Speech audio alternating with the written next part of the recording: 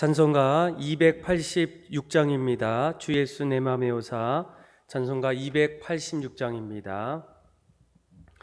주 예수님 내 맘의 오사 날 붙들어 주시고 내 마음에 새 힘을 주사 늘 기쁘게 하소서. 사랑의 주 사랑의 주 내 맘속에 찾아오사 내 모든 죄 사시고 내 상한 맘 고치소서. 주 예수님 내 맘에 오사 내 소원 다 하시고 내 무거운 짐 맡아 주사 참 평안을 주소서. 사랑의 주 사랑의 주 내 맘속에 찾아오사 내 모든 죄 사시고 내 상한 맘 고치소서. 주 예수님 내 맘에 오사 내 길 인도하시고 주 성령을 내 맘에 채워 늘 충만케 하소서. 사랑의 주 사랑의 주 내 맘속에 찾아오사 내 모든 죄 사시고 내 상한 맘 고치소서. 아멘. 나는 전능하신 아버지 하나님 천지의 창조주를 믿습니다. 나는 그의 유일하신 아들 우리 주 예수 그리스도를 믿습니다.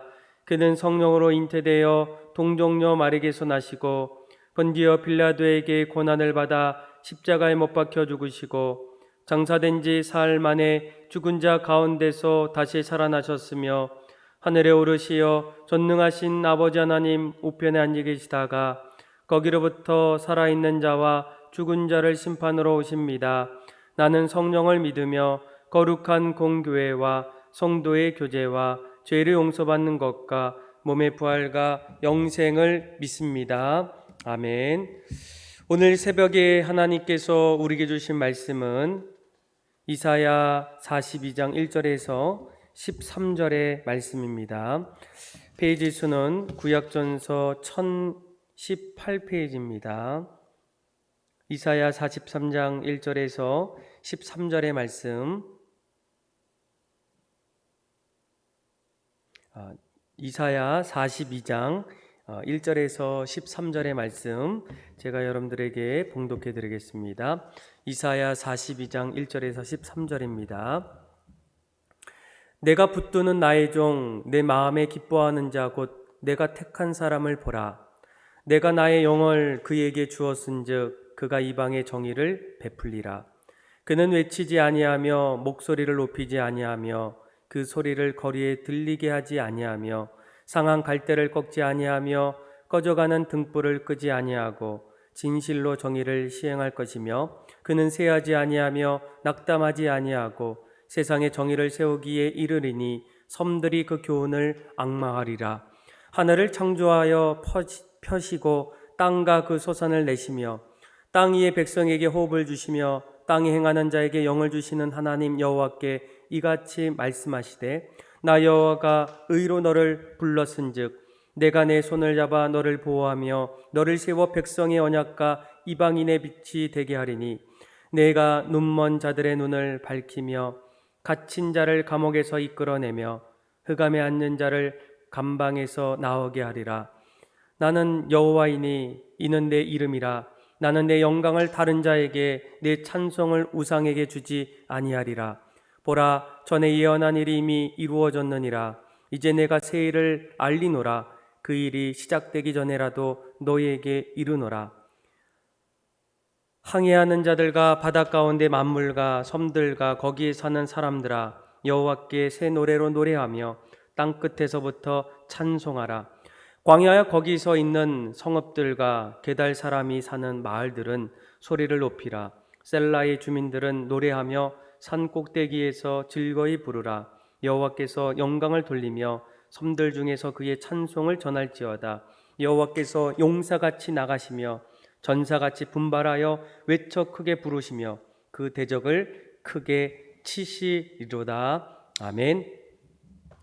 여러분, 이사야의 말씀은 크게 두 가지로 나눌 수 있습니다. 1장부터 39장까지는 하나님께서 이스라엘을 심판하시는 그런 내용들이 담겨 있고, 그리고 40장부터 66장 마지막 절까지는 이스라엘의 회복에 관련된 말씀입니다.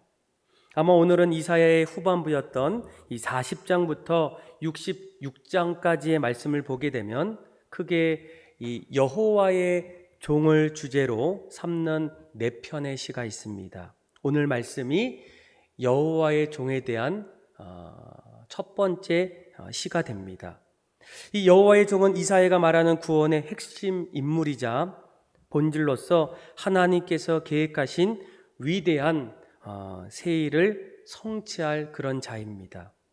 하나님께서 여호와의 종인 그를 언약의 중보자, 또 이방의 빛으로 삼아서 인류 구원의 계획을 갖고 계셨다라는 거예요. 그래서 오늘 말씀을 보게 되면 하나님께서 직접 여호와의 종이 과연 누구일까? 우리 1절 말씀을 보세요. 1절 말씀을 읽어보면 세 가지로 여호와의 종을 설명해요. 내가 붙드는 나의 종, 내 마음에 기뻐하는 자 곧 내가 택한 사람을 보라. 내가 나의 영을 그에게 주었은즉 그가 이방의 정의를 베풀리라. 자, 42장 1절에 보게 되면 보라라는 말이 있어요. 사람들로 그분의 말씀에 주목하라는 거예요. 아마 이 말씀은 훗날 세례 요한이 예수님께서 이 땅에 오실 때에 뭐라고 얘기합니까?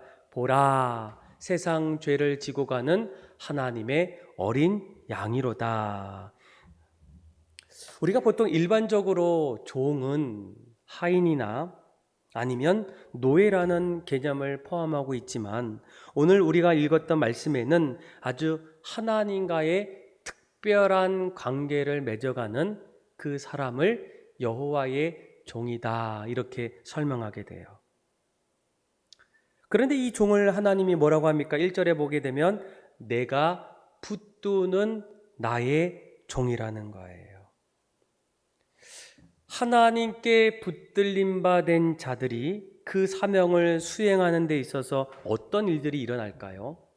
물론 사람은 무언가를 할 때에 잘할 수도 있지만 때로는 넘어질 때도 있고 실패할 때도 있어요. 그런데 하나님께서 자신에 속한 사람을 붙들고 있다는 것은 흔들릴 수도 있고 실패할 수도 있지만 하나님은 그렇게 놔두지 않으신다는 거예요. 요한복음 8장 29절에 나를 보내신 이가 나와 함께 하시는도다. 내가 항상 그의 기뻐하시는 일을 행함으로 나를 혼자 두지 아니하셨느니라. 그러니까 예수님께서 이 땅에 오실 때에도 하나님이 예수님과 늘 함께 하셔서 그를 붙잡아 주셔서 예수님이 뭐라고 고백합니까? 내가 혼자 있지 아니하고 나는 그 일을 기쁨으로 행하신다는 거예요. 그분이 바로 여호와가 택하신 종입니다. 또 두 번째로 보게 되면 내가 붙드는 나의 종이고 또 한 가지는 뭐가 있습니까? 기뻐하는 자 곧 내가 택한 사람이라는 거예요. 그러니까 기뻐한다라는 것은 만족한다라는 의미가 있고 그리고 여기에서 택한 사람, 하나님께서 기꺼이 받아들일 수 있는 그분을 세우셨다라는 거예요. 그분이 바로 여호와의 종이라는 거예요. 그리고 1절 후반절에 뭐라고 얘기합니까? 나의 영을 그에게 주었은즉 그가 이방인의 정의를 베풀리라. 그러니까 하나님께서 붙드시고 택하신 여호와의 종에게 성령을 그들에게 부어 주셔서 그들이 모든 일들을 공의로 베풀 수가 있다라는 거예요. 아마 예수님께서 훗날 이 땅에 오실 때에 세례를 받을 때에 어떤 일이 일어납니까? 세례를 받으시고 기도할 때에 하늘이 열리며 성령이 형체로 비둘기같이 그의 위에 강림하시더니 하늘의 소리가 나기를 너는 내 사랑하는 아들이라. 거기에서도 역시 성령을 베풀어 주셨다라는 거예요. 그래서 가장 먼저 이 여호와의 종은 하나님께서 그들을 붙드셨고 택하셨고 성령으로 덧입혀 주셔서 이 땅에서 공의를 베푸실 그 사람이 바로 여호와의 종이라는 거예요. 이 여호와의 종이 이 땅에 왔을 때 과연 그분은 무엇을 할 수 있을까? 아마 2절부터 말씀을 보게 되면 이 세상에 오셨을 때의 여호와의 종이 하실 사역의 모습들을 하나하나 설명하고 있어요. 2절을 볼까요? 그는 외치지 아니하며 목소리를 높이지 아니하며 그 소리를 거리에 들리게 하지 아니하며 아멘. 그 종은 조용하고 겸손하게 자신의 사명을 감당한다라는 거예요. 보통 우리가 세상을 군림했던 통치자들, 그들은 위세를 떨거나 자신의 명예를 드러낼 때가 있어요. 그런데 여호와의 종은 다르다는 거예요. 예수님께서 훗날 이 땅에 오셨을 때에 나병 환자를 고치시고 뭐라고 얘기합니까? 예수께서 이르시되 삼가 아무에게도 이르지 말고 다만 가서 제사장에게 내 몸을 보이고 모세의 명한 예물을 드려 저에게 증거하라 하시니라. 그러니까 예수님도 이 땅에 오셔서 겸손한 모습으로 온유한 모습으로 자신의 사명을 감당하셨다는 거예요. 또 3절을 볼까요? 그 종을 뭐라고 얘기합니까? 상한 갈대를 꺾지 아니하며 꺼져가는 등불을 끄지 아니하고 진실로 정의를 시행할 것이며. 여러분 혹시 갈대를 보셨나요? 갈대는 바람에 종종 힘없이 흔들려요. 갈대는 오늘날 연약함을 표현하게 됩니다. 상처를 입고 파멸해가는 연약한 인생을 가리키게 됩니다. 그런데 오늘 말씀은 뭐라고 얘기합니까? 그 상한 갈대를 꺾지 아니하신다는 거예요. 꺾어지는 것 같은데 부드럽게 그 자리를 돌보고 회복하신다는 거예요. 또 꺼져가는 등불이라는 표현이 있는데 아마 우리가 이렇게 한번 불면 바로 꺼질 수밖에 없는 그런 자리에서 그 종은 꺼져가는 불꽃처럼 보잘것없는 인생을 두 손으로 감싸 보호해 주신다라는 거예요. 그분의 사명은 온유하고 신실하게 자기의 사명을 행하시는 분이에요. 또 4절을 볼까요? 그는 세하지 아니하며 낙담하지 아니하고 세상의 정의를 세우기에 이르느니 섬들이 그 교훈을 앙망하리라. 아멘.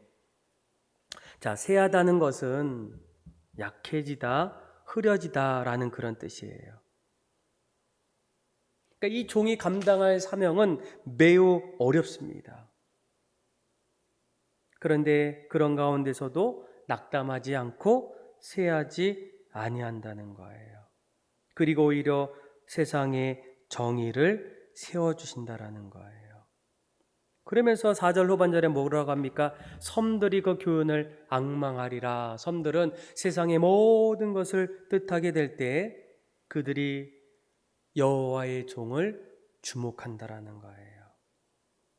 이런 종의 사역은 조금 더 구체적으로 보게 되면 누가 이러한 사명을 부어주셨을까? 5절을 보세요. 하늘을 창조하고 펴시고 땅과 그 소산을 내시며 땅 위의 백성에게 호흡을 주시며 땅에 행하는 자에게 영을 주시는 하나님 여호와께서 이같이 말씀하시니라. 하나님께서 그 여호와의 종을 택하셨고 또 그 종을 통해서 붙드셨고 성령을 통해서 그 사역들을 감당케 하시는 분이 바로 하나님이라는 거예요. 이 여호와의 종에게 주어진 사명이 무엇입니까? 6절을 보세요. 나 여호와가 의로 너를 불렀은즉 내가 내 손을 잡아 너를 보호하며 너를 세워 백성의 언약과 이방의 빛이 되게 하리라. 백성의 언약을 위해서 이방의 빛이 되기 위해서 여호와의 종을 부르셨다는 거예요. 그리고 그분의 사역은 7절에 이렇게 나와 있죠. 내가 눈먼 자들의 눈을 밝히며 갇힌 자를 감옥에서 이끌어내며 흑암에 앉는 자를 감방에서 나오게 하리라. 7절에 뭐라고 얘기합니까? 그들이 어둠에서 또 닫힌 자리에서 눈먼 자리에서 다시금 소망을 얻을 수 있도록 그 자리에 여호와의 종을 보내셨다라는 거예요. 그래서 결국은 8절에 이 사명의 목적은 뭡니까? 나는 여호와이니 8절에 이는 내 이름이라 나는 내 영광을 다른 자에게 내 찬송을 우상에게 주지 아니하리라. 하나님의 영광을 빛내기 위해서예요. 그래서 이런 일들이 일어날 때 결국 그 자리에 새로운 역사가 시작된다는 거예요. 9절을 볼까요? 보라 전에 예언한 일이 이미 이루어졌느니라. 이제 내가 새 일을 알리노라. 그 일이 시작되기 전에라도 너희에게 이르노라. 아멘. 전에 예언했던 일들이 이미 이루어졌고 그리고 또한 새로운 일들이 그 앞에서 점점 나타난다는 거예요. 무엇을 얘기합니까? 하나님께서 장차 오실 여호와의 종 메시아 예수를 통해서 인류 구원의 사역을 이루신다라는 거예요. 지금 이스라엘 백성들은 심판을 통해서 점점 나라를 빼앗기고 더 이상 자유가 아닌 노예로 살아가는 그 자리에서 하나님께서 다시금 여호와의 종을 보내셔서 그들이 새 일을 새롭게 시작할 수 있도록 은혜를 베풀어 주신다라는 거예요. 그렇다면 이러한 은혜를 누리는 사람들은 과연 하나님 앞에서 무엇을 해야 될까? 10절에서 12절 말씀을 보세요. 저리 한번 10절에서 12절 한번 제가 읽어볼까요? 향해하는 자들과 바다 가운데 만물과 섬들과 거기에 사는 사람들아 여호와께 새 노래로 노래하며 땅 끝에서부터 찬송하라. 광야와 거기에 있는 성읍들과 게달 사람에 사는 마을들은 소리를 높이라. 셀라의 주민들은 노래하며 산 꼭대기에서 즐거이 부르라. 여호와께 영광을 돌리며 섬들 중에서 그의 찬송을 전할지니라. 아멘. 여호와의 종이 열방의 빛을 비추어서 이곳에서 새 일을 행할 때 그곳에 있는 모든 사람들이 무엇을 해야 됩니까? 새 노래로 노래하고 여호와께 찬송하는 거예요. 하나님께서 다시금 여호와의 종을 붙드시고 택하시고 이 땅에 공의를 세울 때 그 자리에 서 있는 모든 사람들이 해야 될 일은 바로 하나님을 찬송하는 일입니다. 이처럼 새롭고 놀라운 일, 이처럼 감격적인 일을 행하셨기에 하나님의 거룩하신 이름, 또 하나님의 행사는 찬양받기에 합당하다는 거예요. 우리는 그 놀라운 구원, 전혀 새로운 구원, 너무나도 감동적인 구원 역사를 이미 체험했고 그 은혜로운 일을 지금도 체험하며 살아가는 사람입니다. 이런 일 앞에서 우리가 해야 될 일이 뭐예요? 당연히 하나님을 찬송하는 거예요. 특별히 코로나라는 긴 어둠의 터널 속에서 앞으로 하나님께서 다시금 우리에게 약속하셨던, 내가 여호와의 종을 통해서 붙드시고 택하시고 그 자리에 새롭게 공의를 세워주시는 하나님의 구원의 계획하심을 신뢰하길 원해요.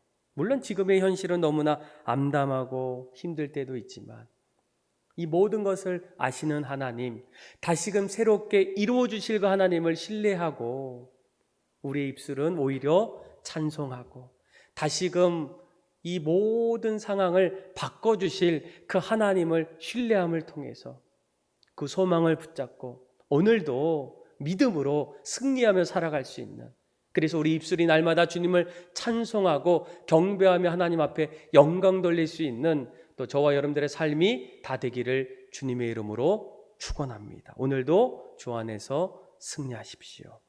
기도하겠습니다. 하나님 아버지 감사합니다.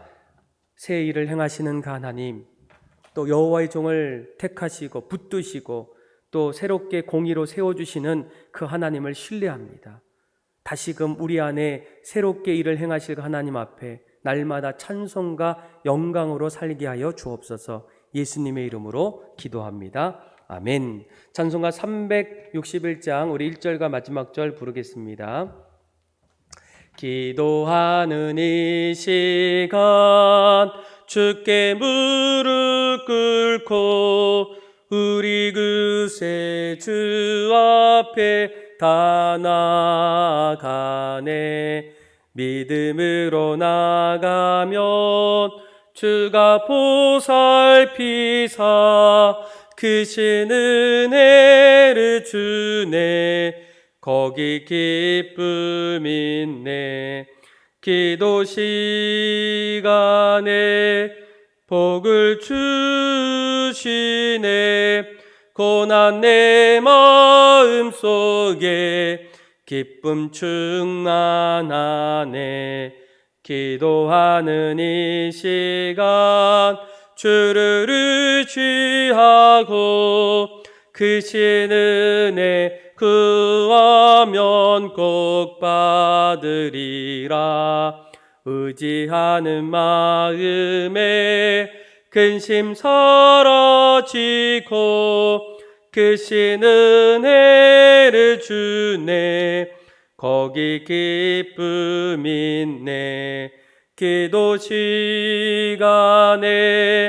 복을 주시네. 고난 내 마음 속에 기쁨 충만하네. 다 같이 주기도문으로 예배를 마칩니다. 하늘에 계신 우리 아버지, 아버지의 이름을 거룩하게 하시며 아버지의 나라가 오게 하시며 아버지의 뜻이 하늘에서 같이 땅에서도 이루어지게 하소서. 오늘 우리에게 일용할 양식을 주시고 우리가 우리에게 잘못한 사람을 용서해 준 것 같이 우리 죄를 용서하여 주시고 우리를 시험에 빠지지 않게 하시고 악에서 구하소서. 나라와 권능과 영광이 영원히 아버지의 것입니다. 아멘. 우리 이 시간 주신 말씀 붙잡고 기도하고 또 여름 사역을 위해서 또 수련회와 성경학교를 위해서 우리 다음 세대를 위해서 함께 기도하며 또 여러분들의 기도에 개인의 기도를 가지고 기도하며 나갑시다. 기도하겠습니다. 하나님 아버지 감사합니다. 오늘 말씀을 통해서 하나님 아버지 날마다 하나님의 구원하심을 기대하고 소망하는 믿음의 모든 성도들 되게 하여 주옵소서.